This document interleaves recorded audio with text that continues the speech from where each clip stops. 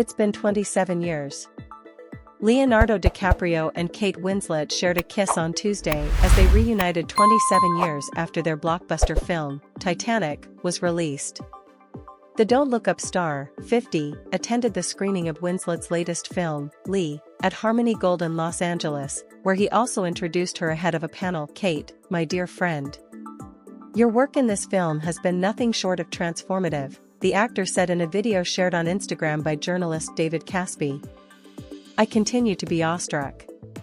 I continue to admire your strength, your integrity, your talent and your passion to every single project that you create.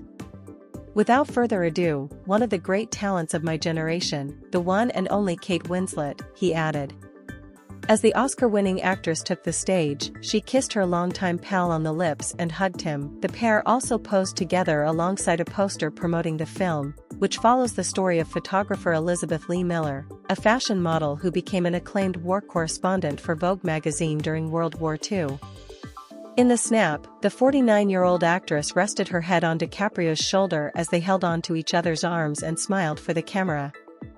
Winslet and DiCaprio first hit things off when they played Rose DeWitt Bukater and Jack Dawson, respectively, in the 1997 romance film. The movie tells the story of a poor artist, Dawson, and a rich debutante, Bud Aker, who met and fell in love on the famously ill-fated maiden voyage of RMS Titanic in 1912.